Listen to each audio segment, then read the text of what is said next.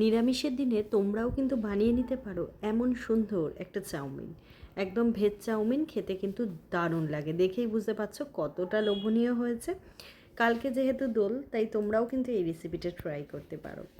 তাছাড়াও বাচ্চাদের টিফিনেও দিতে পারো, দারুণ লাগে। এর জন্য প্রথমে চাউমিনটাকে আমি ভালোভাবে সেদ্ধ করে নিলাম। অন্যদিকে কড়াইশুঁটি আর গাজর সেদ্ধ করেছি, আর কিছুটা ক্যাপসিকাম আর কাঁচা লঙ্কা কেটে রেখেছি। এবার কড়াইতে একটু বেশি পরিমাণ সাদা তেল দিলাম, দিয়ে তেলটা ভালোভাবে গরম হওয়া পর্যন্ত অপেক্ষা করবে। এটা চাইলে তোমরা কিন্তু সর্ষের তেলেও করতে পারো।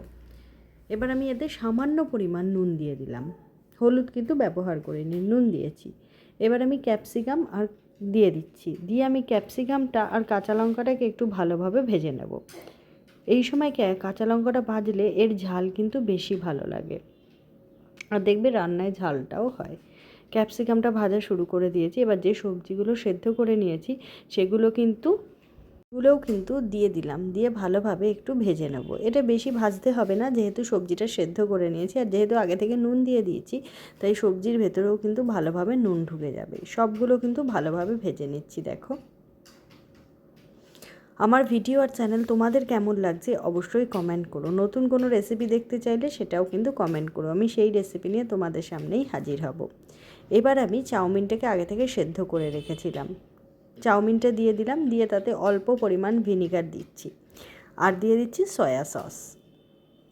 একদম প্লেন চাউমিনও কিন্তু আমার চ্যানেলে রয়েছে, সেটা দেখতে পারো, সয়া সস ভিনিগার ছাড়াও একদম plain veg chow mein, chicken chow mein, সব ধরনেরই চাউমিন কিন্তু আমার চ্যানেলে রয়েছে। দিয়ে দিলাম অল্প পরিমাণ নুন আর চিনিটা তোমরা না দিলেও পারো।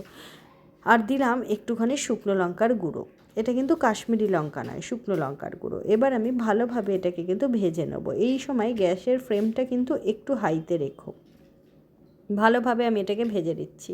যেহেতু তেলটা পরিমাণে অল্প রয়েছে, তো সেই ক্ষেত্রে দেখছি চাউমিনটা গায়ে গায়ে একটু লেগেও যাচ্ছে। খুব ভালোভাবে এটাকে তোমরা ভেজে নেবে।